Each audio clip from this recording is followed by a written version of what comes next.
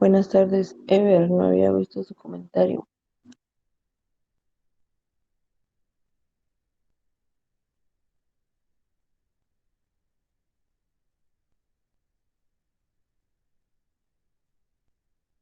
Buenas tardes, Inge. Buenas tardes, Rosa. Buenas tardes, ingeniera. Buenas tardes, Ronnie.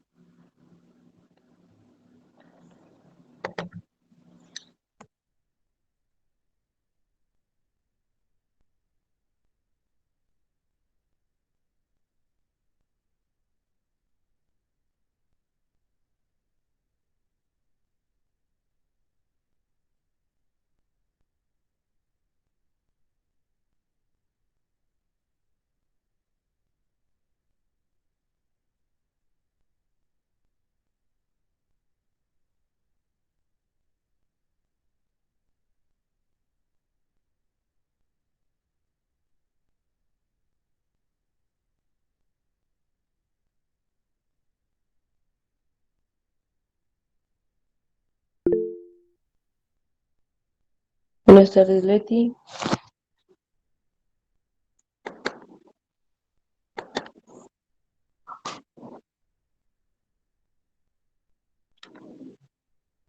Buenas tardes, Víctor. Buenas tardes, Erwin. Buenas tardes, Raúl.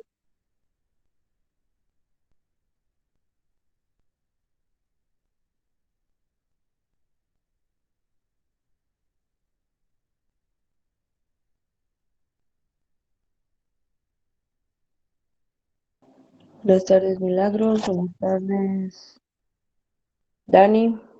Buenas tardes, Evelyn. Buenas tardes, Alex. Buenas tardes, Walter.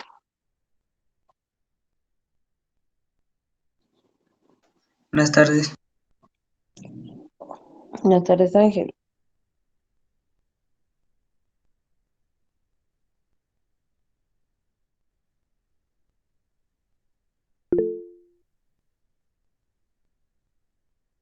Buenas tardes, Cristian. Buenas tardes, Ever.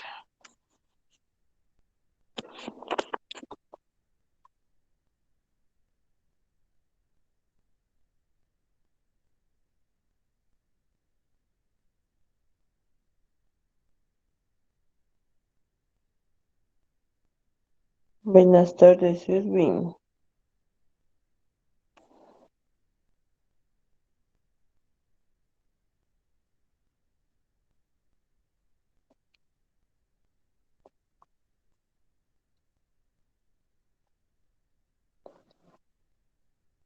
Buenas tardes a todos. Creo que ya estamos la mayoría y vamos a iniciar a platicar sobre este tema que habíamos dejado de investigación. Yo estaba viendo algunos trabajos ahí que tienen bastante información y entonces vamos a compartir hoy los conocimientos que adquirieron en esas investigaciones y también vamos a relacionar un poquito con nuestro sistema de vasos conductores o conectores y la forma en que distribuyeron sus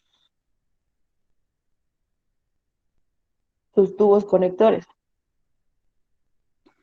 Espero no hayan tirado ni hayan descompuesto su maqueta porque la vamos a usar para calcular algunas situaciones que vamos a ver el día de hoy. Los que entraron primerito, pues vieron este enlace del Jamboard, pero como ahorita ustedes no van a utilizar, permítanme,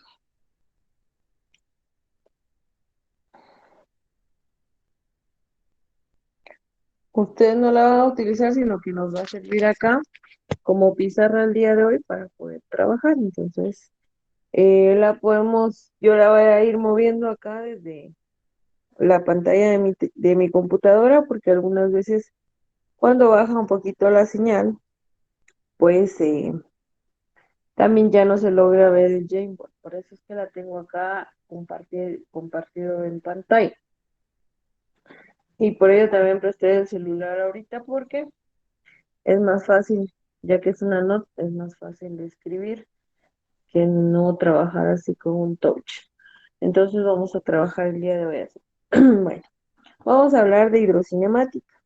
Y para hablar de hidrocinemática tenemos dos conceptos, que es la velocidad y la aceleración.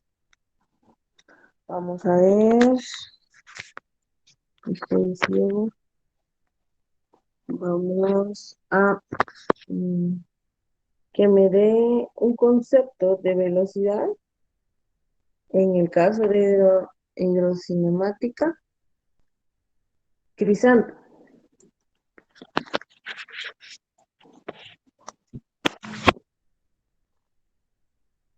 Y en lo que estamos trabajando, que es la parte de hidráulica, podemos trabajar en canales, ya sean U, ya sea con un trapecio, o ya sea en forma de V, o también trabajamos la parte de tuberías. Entonces, como estamos hablando de la situación de mecánica de fluidos, yo necesito saber a qué velocidad recorre este fluido dentro de cada una de mis estructuras. Entonces yo voy a ver que van a estar relacionadas en 3 dimensiones. Vamos a decir que vamos a tener la altura, vamos a tener la amplitud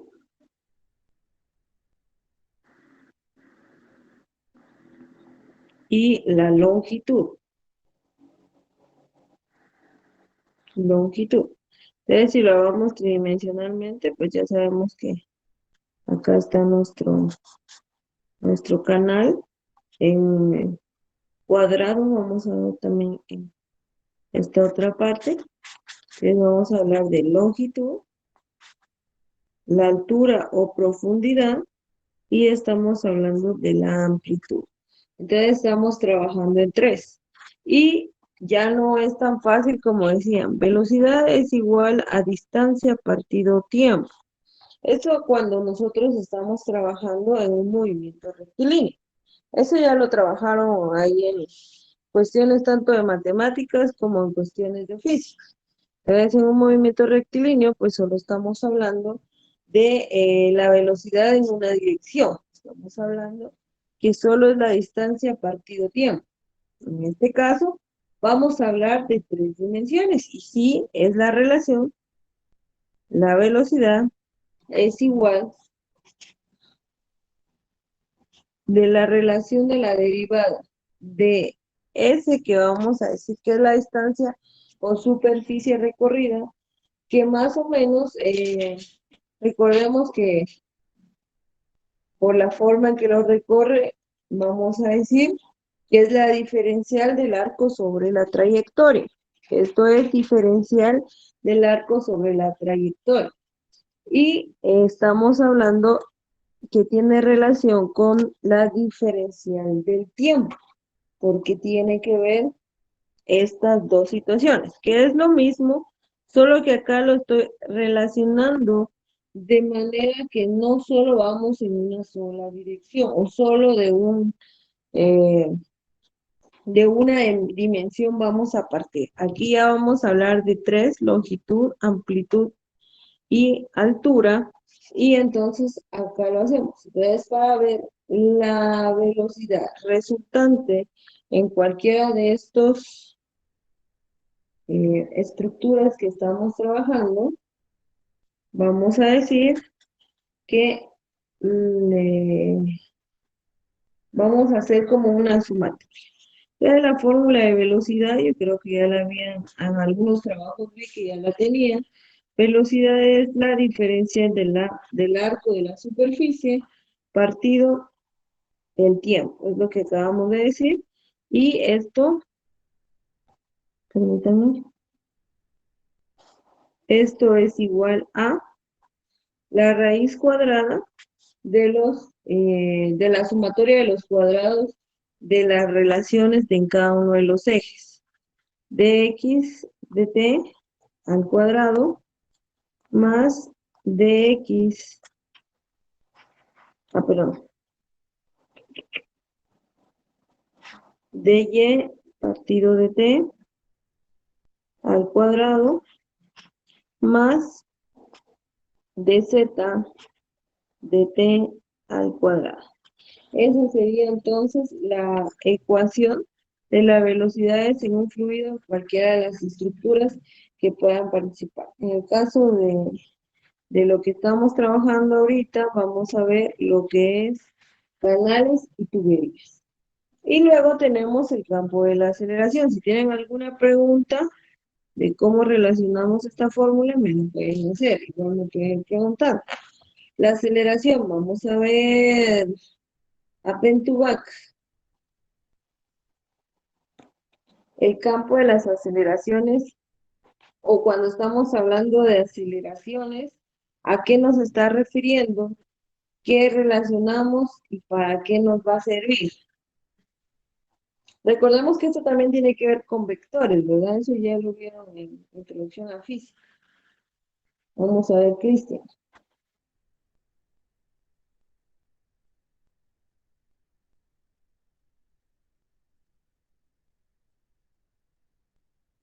Inge, ¿poder repetir la pregunta? No la escuché muy bien, se me corta mucho la señal. Permítanme. Ok. Entonces yo les digo, ¿qué es la aceleración en el campo de la cinemática? ¿Qué relaciona? ¿Para qué nos sirve? ¿Qué nos indica? Díganos la idea y aquí hay discusión de cinemática.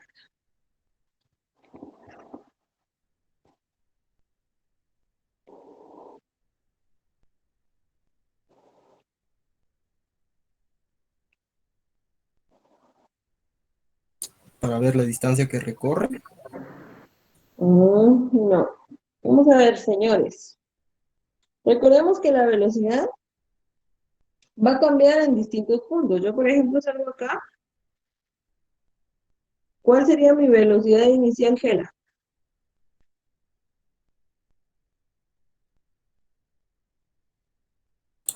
Sería 0.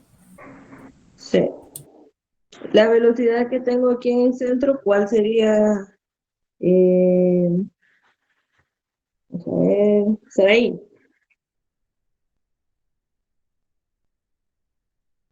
No está Ahí Saraí, no pero está, y sí creo que tiene permiso. sí, no, por eso mejor me meto a ver el listado. Eso no se me ocurre. Vamos a ver. Luis Carlos, ¿será que aquí en medio tengo la misma velocidad en cero?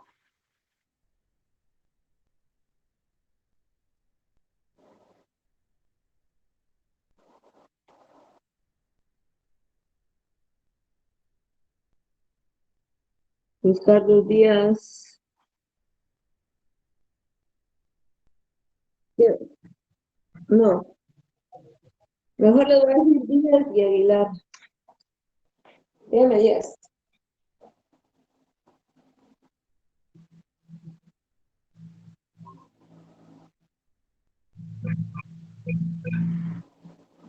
Aquí tendría velocidad cero, entonces. Ok. ¿Qué dicen los demás? Vamos a ver aquí velocidad punto uno, vamos a poner.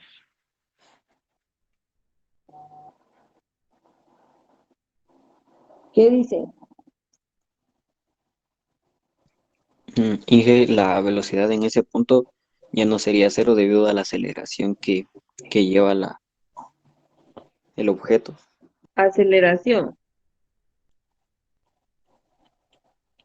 Muy bien. Bueno, entonces recordemos que estamos en un movimiento constante. Siempre voy a arrancar de 0 metros. Luego voy a tener aceleración, como decían ustedes, y voy a tener 12 metros por segundo. Si es un movimiento uniforme, yo llego a este punto a 12 metros por segundo, porque no tengo quien me apure, sigo con la velocidad constante, entonces mi recorrido la puedo realizar con, con esta misma velocidad.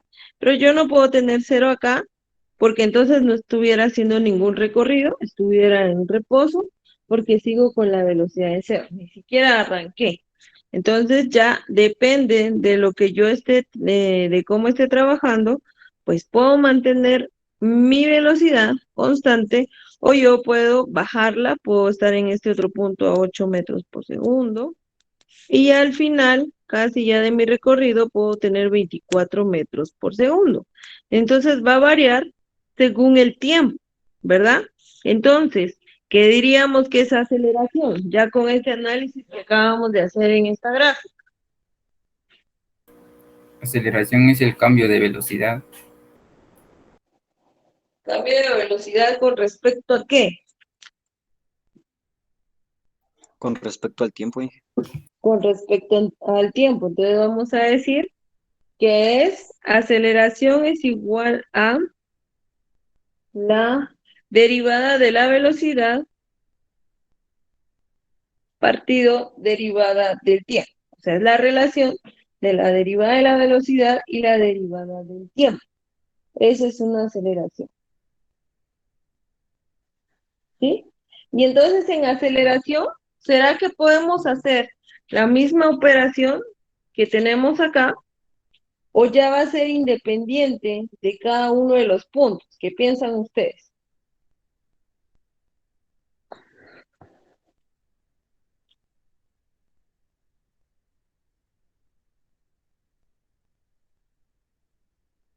¿Será que yo puedo hacer una sumatoria igual que esta que tengo acá?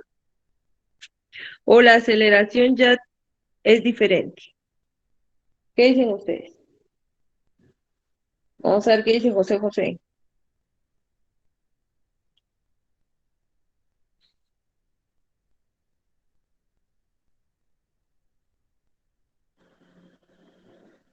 ¿Está por ahí José?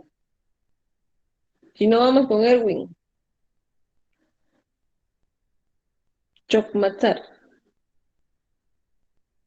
Pues yo pienso que cambiaría por decirlo así, como la aceleración cambia debido a la velocidad y por el tiempo, entonces yo pienso que cambiaría. Esa sería mi opinión.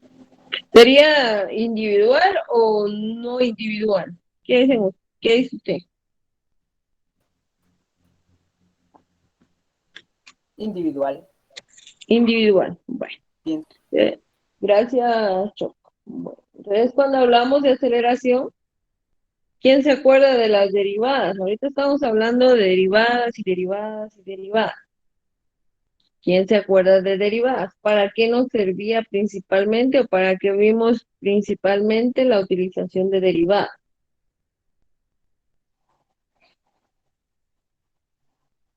Vamos a ver.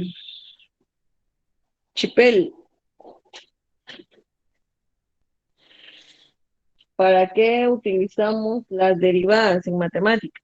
Principalmente.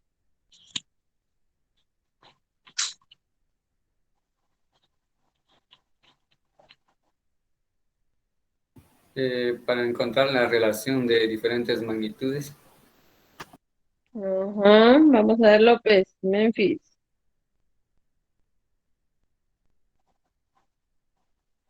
Buenas tardes, Lick. Inge, perdón. Pues yo considero que tal vez ese nos sirve para determinar el cambio que existe en lo que viene siendo las magnitudes. Bueno, recordemos que miramos velocidades instantáneas, ¿sí? Entonces, ¿qué quiere decir? Que en cada uno de los instantes íbamos a tener, ¿se acuerdan aquel ejemplo de la cancha? Donde yo tenía aquí la base 1, la base 2, la base 3, la base 4 y tiraba la pelota de un lado para otro y quería saber que si en medio del recorrido, en qué velocidad tenía, ¿sí? Para eso utilizamos las derivadas, para ver velocidades instantáneas, velocidades en cierto punto. Entonces ahí estamos hablando que en cada uno de los puntos del recorrido, perdón, vamos a tener diferentes velocidades, debido a qué? A la aceleración. Entonces, yo puedo tener una aceleración en mi eje, puedo tener otra acá y puedo tener una acá. ¿Por qué? Porque ahorita vamos a ver los tipos o la clasificación de flujos y vamos a ver que el flujo no simplemente se mueve de manera laminar, como ustedes investigaron. Puede haber que haya semiturbulenta y puede haber una que sea completamente turbulenta. Entonces, vamos a ver cómo se relaciona. Entonces, la aceleración para cada uno de los puntos, vamos a decir que es igual a la derivada de la velocidad en X, en este caso, con relación al tiempo. Y esto lo vamos a hallar de la siguiente manera. Velocidad en X, diferencial de la velocidad en X, partido diferencial de la velocidad en X. Luego hacemos la relación con los otros puntos porque de todas maneras están contenidos en un mismo lugar y vamos a sumarle la velocidad en Y por la diferencial, vamos a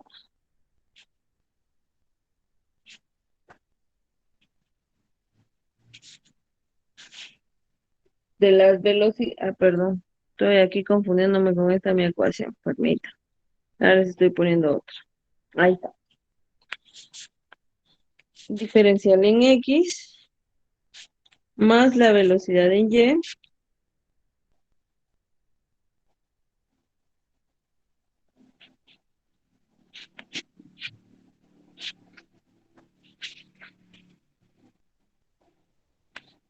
creo que estoy haciendo mis números muy grandes, permítanme, es la falta de costumbre. Vamos a hacerlo otra vez.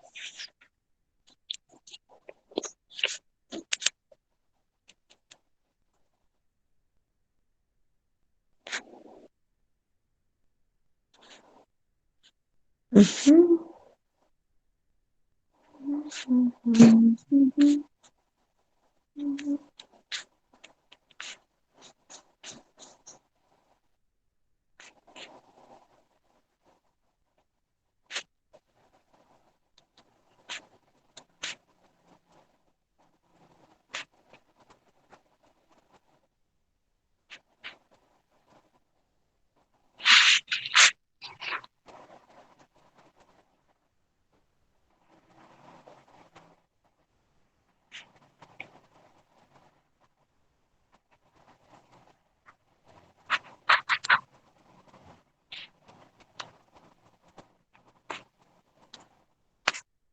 Bueno, ahí estamos.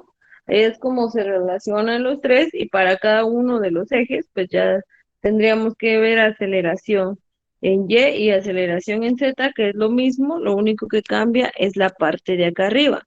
Que en la parte de acá arriba siempre vamos a relacionar la diferencia de la velocidad en el eje que estamos trabajando.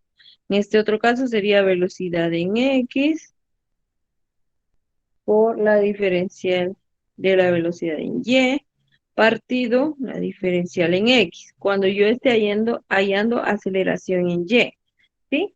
Entonces lo único que nos va a cambiar es esta parte donde nosotros estamos relacionando el punto, que en este caso es X, velocidad en X, para que se pueda relacionar esta aceleración en los diferentes puntos. Pero ahorita vamos a ver un poquito más y vamos a aclarar en cuánto estamos viendo y cómo vamos a relacionar estos temas con la clasificación de los flujos. Como les decía, hay flujos laminares, hay flujos turbulentos, entre muchos que hay. Entonces vamos con la clasificación de flujo. Preguntas, dudas, me las van diciendo, porque ahorita solo estamos parte de retroalimentación de la tarea que ustedes hicieron. Aquí estoy usando un documento de alguno de ustedes para irme guiando porque casi todos tienen la misma fuente, entonces estoy usando esa fuente para que no me pueden decir, no, ingeniera, eso no lo investigamos, porque para eso estoy utilizando esta guía. Entonces tenemos clasificación de flujo. Vamos a ver. Mazariegos.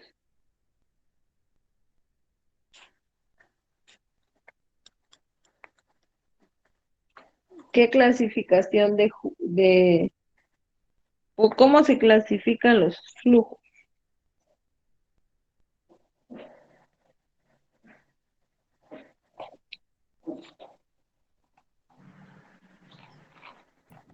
Mm, Buenas tardes, ingeniera. Perdón. Este, quizá la clasificación de flujos se dividan en el tipo de transición que tengan, como por ejemplo el flujo turbulento y el flujo laminar. Vamos a ver quién más me dice. Evelyn, ayudemos ahí a más Diegos. Yo pienso que los flujos se pueden clasificar por su velocidad, por la densidad respecto al tiempo, o puede ser también que por la magnitud. Bueno, gracias. Recordemos que hay muchas características de los fluidos que ya hemos visto, como viscosidad y entre otras cosas, entonces también se dividen dentro de ellos. Primero ahí dice algo que me llamó la atención, le dijo variación en el tiempo. Entonces, ¿cuáles son los flujos según la variación en el tiempo? Vamos a ver, Lares. ¿Cuáles son los tipos de flujos según la variación en el tiempo?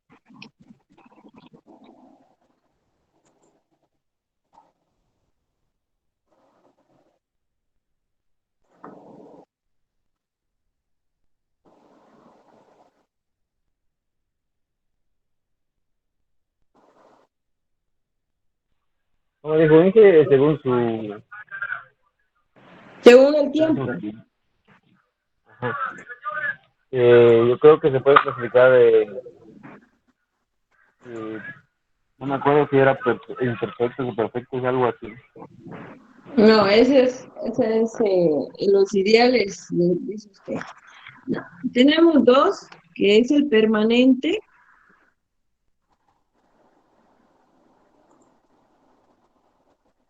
y el no permanente.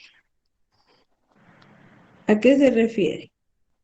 Si nosotros estamos hablando de un sistema, por ejemplo, si yo hablo, bueno, para los que han venido y ya pasaron a Flores, hay dos sistemas de hidroponía. Uno con sistema de flujo permanente, que es a raíz flotante. Vamos a ver, ¿cuál es la característica de raíz flotante? Los que estuvieron ahí en floricultura. Vamos a ver a Zurdia. ¿Cómo vio usted el sistema de raíz flotante? Si no estoy mal, Inge era el que tenía lana en la parte de abajo, no tocaba de por sí el agua y la lana era la que llevaba el agua hasta sus raíces. No. Vamos a ver. ¿Quién más contesta? El de raíz flotante era el que estaba en mi bote. Y las plantas estaban aquí dispuestas en un grupo. Aquí creo que trasplantaron ahí, no sé si estoy mal, estaba Leti por ahí. Bueno, ¿por qué sería un flujo permanente, Leti? Suara, aprovechando que la mencioné. Buenas tardes, Inge. Yo creo que es flujo permanente, ya que el agua no se movía, más que todo uno le tiene que dar movimiento para que le entre oxígeno. Y acerca de las raíces flotantes es porque, por decirle, las raíces se quedan flotando en el agua. Ok, gracias, Leti. Bueno, entonces, en un sistema de hidroponía de raíz flotante vamos a tener un flujo permanente. Ese flujo permanente, como lo decía Leti, a menos que yo lo mueva, entonces le voy a cambiar las características de ese sistema, porque yo le voy a ingresar aire, entonces ya va a haber eh, características de turbulencia, ya va a haber alguna movilidad donde van a marcar velocidad, aceleración. De hecho, también podría haber el esfuerzo, romperíamos ¿cómo se llama esto? La tensión, entre otras eh, características que tiene el agua. Entonces, nuestro flujo permanente es cuando las características como densidad, como viscosidad, movimiento, eh, perdón, movimientos como son la velocidad y el esfuerzo que ellas hacen cuando tienen una tensión van a ser constantes. O sea, no va a haber un movimiento de que yo, como les decía en el recorrido, puede que ahorita vayan rápido, aquí van despacio, según diferentes condiciones de la estructura que van a recorrer. Entonces, acá. Y en el no permanente estaban los de NFT, que son donde dice ahí Azurdia que había una lana que le llevaba, que por capilaridad absorbía el líquido para poder tener con vida a la planta. Entonces acá este NFT es un no permanente. ¿Por qué? El sistema viene de un tanque donde sale una manguera y aquí tienen los conectores. Entonces, a cada cierto tiempo, este agua se saca por este lado, si se dieron cuenta parecía hospital, tienen unas mangueritas, se saca en un tanque que tiene acá y le damos movimiento. Entonces, ese movimiento, en ese momento donde se hace ese movimiento, el flujo no es permanente y entonces también cambiamos todas las características de lo que nosotros tenemos ahí. Entonces, en cuanto a clasificación de flujos por variaciones en el tiempo, tenemos permanentes y no permanentes. Entonces, ya eso para que lo vayan aplicando y lo vayan observando, que les va a tocar a ustedes experimentar, y por eso cuando lleguen ahí comida frutal les pregunten cómo funciona y ustedes van a poder poner en práctica esto que estamos platicando acá. Luego tenemos la otra clasificación, que es por variaciones en el espacio. En inciso B o en la clasificación, variaciones en el espacio. Y las variaciones en el espacio, también tenemos un flujo acá, en este caso uniforme, y el otro sería no uniforme, obviamente.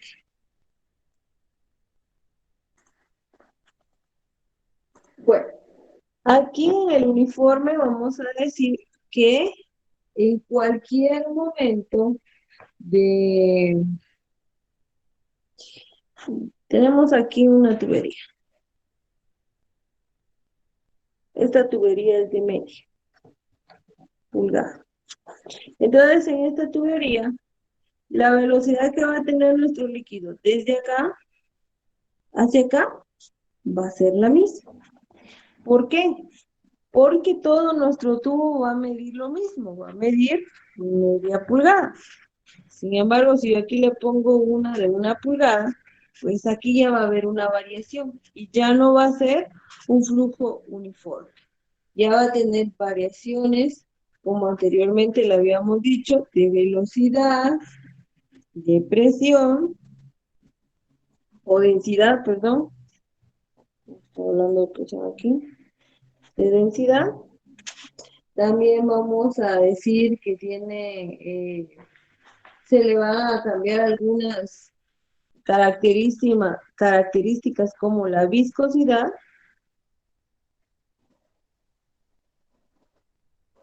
Y también vamos a cambiar alguna de otras formas que nuestro fluido o líquido o lo que nosotros estemos viendo esté circular. debe ser uniforme es cuando estas características no cambian y pues obviamente la condición que tiene que tener es que la parte que está recorriendo o el espacio debe ser también uniforme para evitar la variación de estas características. Ya cuando hacemos un cambio de tamaño, entonces ya decimos nosotros que sí va a haber un flujo no uniforme.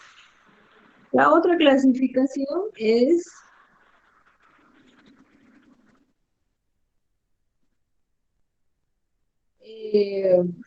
según los componentes vectoriales.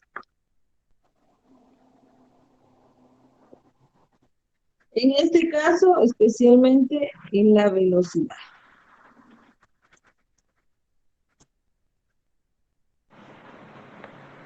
Entonces, como estamos hablando de vectores, tenemos que ver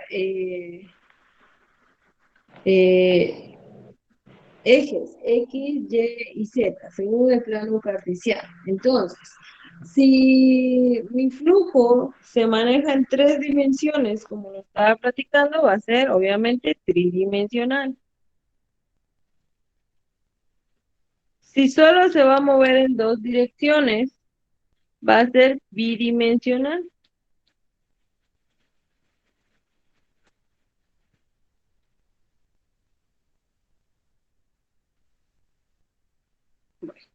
Algunas veces podemos también tener de una forma unidimensional. Cuando yo quiero averiguar el comportamiento en las 3 direcciones, voy a tener mi líquido tridimensional, cuando solo en 2 direcciones, bidimensional, y obviamente si solo quiero ver la velocidad en el eje X, por ejemplo, vamos a tener un flujo unidimensional. Y luego tenemos la otra clasificación, vamos a ponerla aquí, que eso es un poquito de teoría, con densidades. La otra clasificación es según su densidad.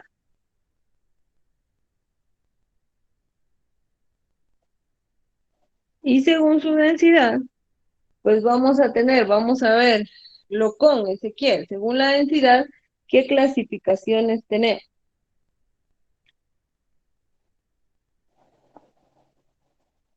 Eso ya lo hablamos desde el inicio.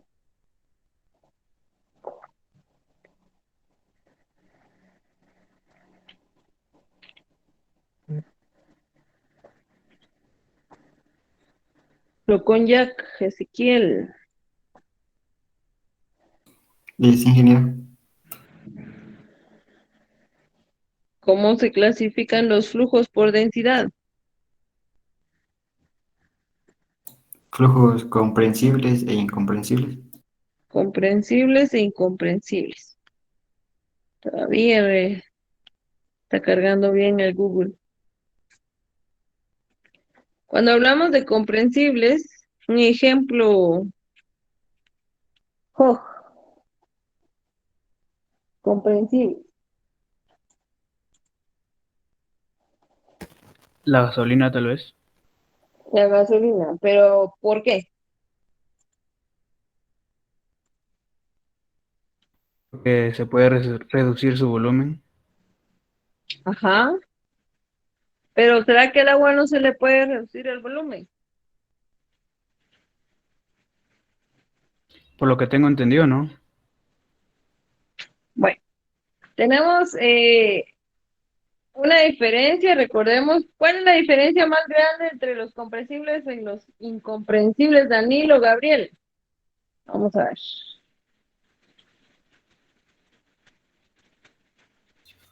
Tal vez la diferencia de los comprensibles es de que el tamaño puede bajar y los incomprensibles no.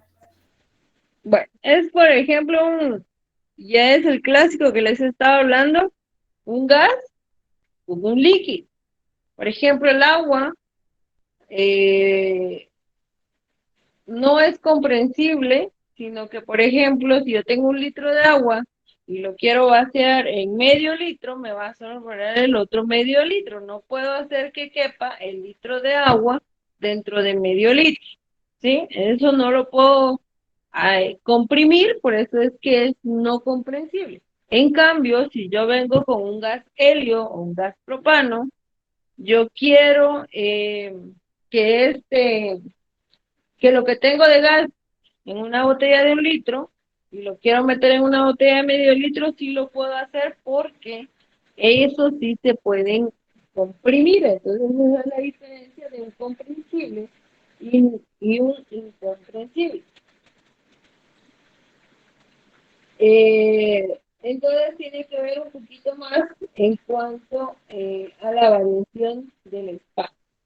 Y luego tenemos los que había mencionado Lares anteriormente, si no mal me recuerdo. Estamos con los ideales.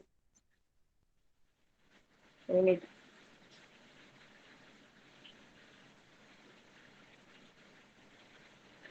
Según su viscosidad,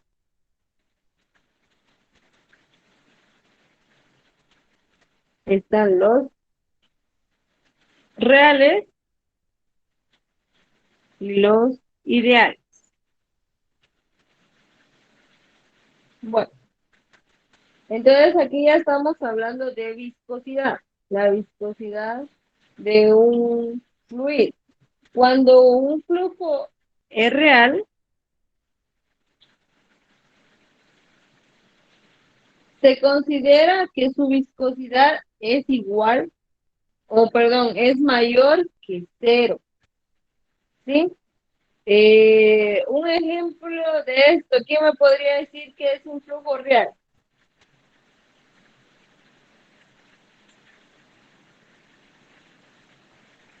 Y lo hicieron en caudal.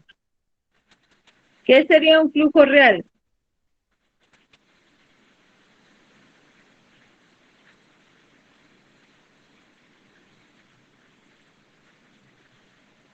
Vamos a ver, Dani, Josué, Estrada, ¿qué es un flujo real?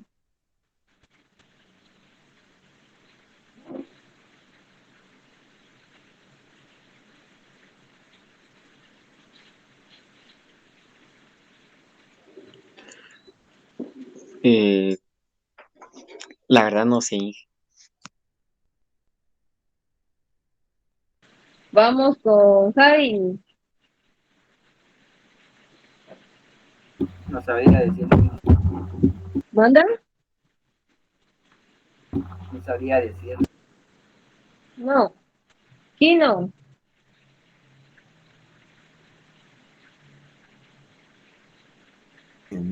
El agua, hija. ¿No? El aceite, Inge. El aceite, correcto, gracias. ¿Quién me habló por ahí que no le vi el... Ángel. Ah, gracias, Ángel. Bueno, el flujo real es como el aceite, que la viscosidad es mayor que 0. O sea, sí presenta una viscosidad y a la hora que este quiera recorrer alguna distancia, algún tramo, pues va a tener mayor obstrucción que el agua. Y fue cuando lo vieron en el caudal y ahí les fui dando yo el chivo. Cuando era aceite, costaba mucho que se pudiera recorrer la tubería del aceite, pero es por lo mismo que el esfuerzo de recorrido de cada una de sus partículas es mayor. Y el flujo ideal, que sería como ejemplo el agua, que estamos hablando que tiene una viscosidad igual a 0. Y entonces tendría un mejor fluido, o fluiría mejor, vale la redundancia, dentro de cualquier estructura, porque no contaría con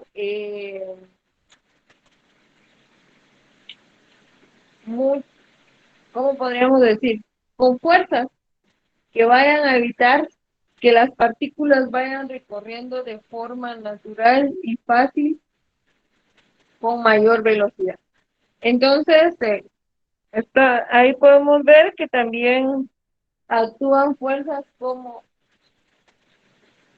la fricción a la hora de nosotros poder trabajar. Si en algún momento nosotros vamos a circular tenemos acá una estructura y el agua está entrando acá.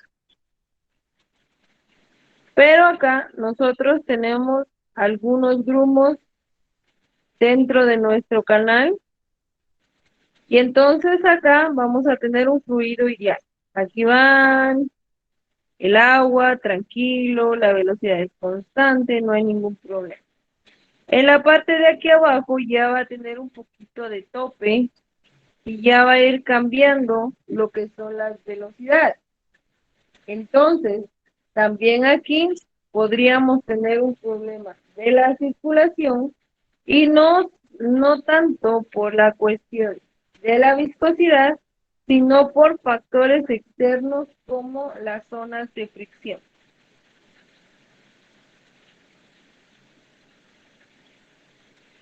Si yo, por ejemplo, pongo aquí primero aceite, esta parte de arriba, el aceite va a circular lento pero seguro. Si llega acá, puede ser que incluso este aceite sea absorbida por estas partículas y nosotros ya tengamos menos fluido y con menos velocidad en estas zonas de fricción, ¿sí? Entonces, aparte de los problemas que presentan entre las partículas del mismo compuesto, también tendrían otras situaciones como esta. En el caso del agua, sí habrían pérdidas por fricción, que se llama eso, que lo vamos a ver dentro de un momento, pero no va a ser tan alta, podríamos decir, debido a que el flujo es ideal. Entonces, en la parte de acá arriba, podríamos hablar que estos flujos de arriba son ideales y el real es cuando nosotros también, ya hablando desde este punto de vista, tenemos algunas zonas de fricción que nos van a causar pérdidas dentro de este flujo de líquido, en este caso agua. Y luego vamos considerando las turbulencias. Este es un inciso etcétera. Turbulencias.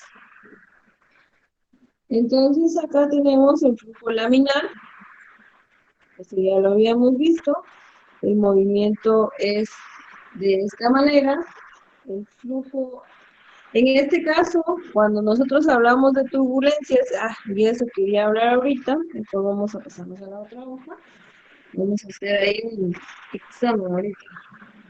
Es como vamos a hablar por turbulencias, tenemos el número de Reynolds.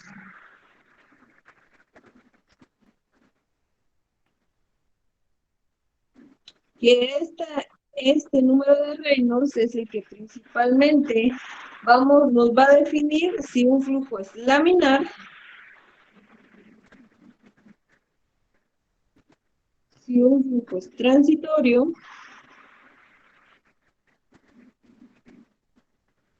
o si es turbulento. ¿Qué es el número de Reynolds, Everly-Sar?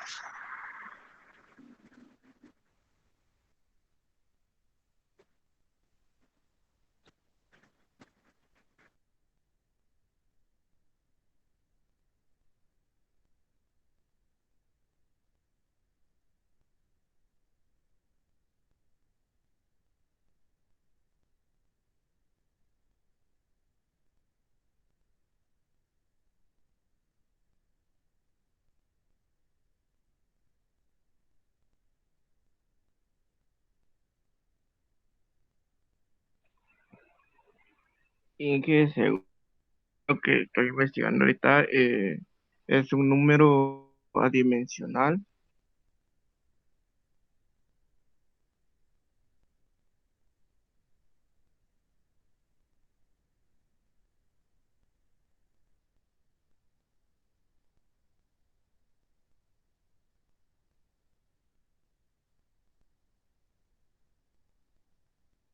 Ajá, dígame. ¿Pero qué es? Porque si me dices un número unidimensional, solo me está diciendo que no tiene una dimensión, que no lo puedo medir en metros, que no lo puedo medir en gramos, que no lo puedo medir en ninguna dimensión porque no tiene un número específico. Pero ¿para qué me sirve ese número de Reynolds? Que se simboliza con una R y una E subíndice.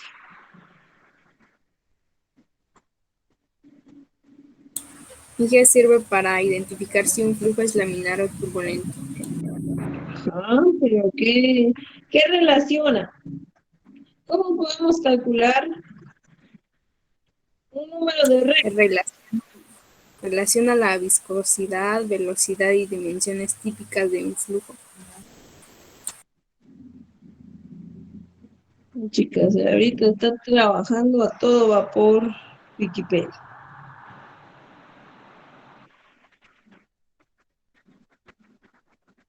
Entonces, como ahí tienen Wikipedia, en la parte de abajo, ustedes van a observar la ecuación de Reynolds. ¿Cuál sería la ecuación de Reynolds para un flujo dentro de una tubería?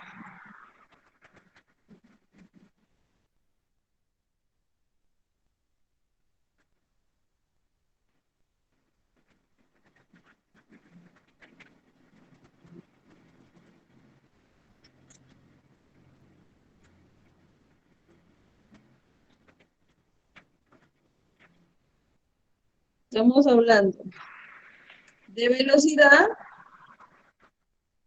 por el diámetro de la tubería partido la viscosidad.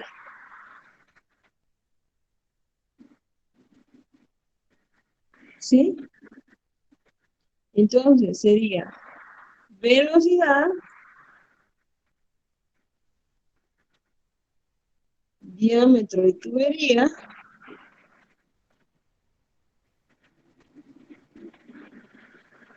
y la viscosidad de nuestro fluido. ¿Sí? Esto es para cuando yo estoy hablando de una tubería que está recta y que está llena completamente. Si yo estoy hablando de una tubería así que está en reposo, no tiene ninguna inclinación, sino que completamente está recta. Estamos hablando que el número de Reynolds lo puedo averiguar por la velocidad, por el diámetro de la tubería, partido la viscosidad. Pero también vamos a tener como canales, pero cuando estemos en canales vamos a ver esa forma. Entonces, el número de Reynolds, como ya lo leyeron ahí, toma en cuenta dimensiones, aquí está, diámetro, velocidad y viscosidad. Por eso es de que ahí dicen el concepto, relaciona viscosidad, velocidad y dimensiones. Cuando hablamos dimensiones, y estamos hablando de una tubería, vamos a hablar del diámetro, porque depende del diámetro, pues nosotros ya vamos a poder calcular el resto de situaciones dentro de una tubería. O también, si por ejemplo nosotros no tenemos algunas situaciones como o algunas medidas, bueno, esta viscosidad es cinemática. Antes que se me olvide, cinemática. Perdón que lo escriba así, pero es que aquí en el teléfono me da regresar. Esa es una velocidad cinemática. Así que su equivalente, si no tenemos una viscosidad cinemática, sino una viscosidad dinámica, vamos a hablar que Reynolds es igual a la densidad del líquido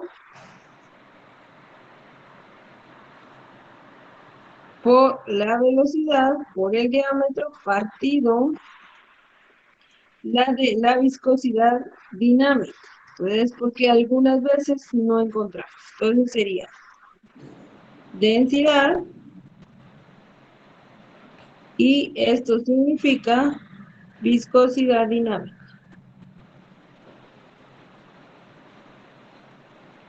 Que en la otra vez yo les di una tablita y eso ya tenganlo ahí listo, que ya vamos a trabajar más adelante algunos ejercicios. Tienen que tener ahí las viscosidades de, digamos, si yo les pongo agua, pues ya sabemos que es fácil, pero podemos poner otro fluido que están por ahí. Entonces, estamos hablando de ahí del número de Reynolds, y este número de Reynolds, pues como decía Ahí anteriormente la compañera nos va a decir qué influjo es laminar, si es transitorio o si es turbulento. Vamos a trabajar cuando una laminar, sus parámetros son los siguientes. Si tenemos laminar, quiere decir que 0 va a ser menor que el número de Reynolds, y el número de Reynolds tiene que ser menor a 2320. 2320 sin dimensión, solo es un número. Cuando es transitorio,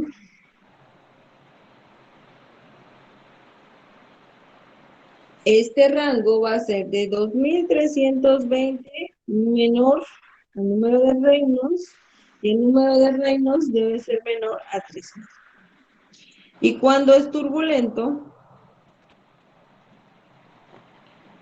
el número de Reynolds es mayor a 3000. Entonces, esos son los tipos de flujo.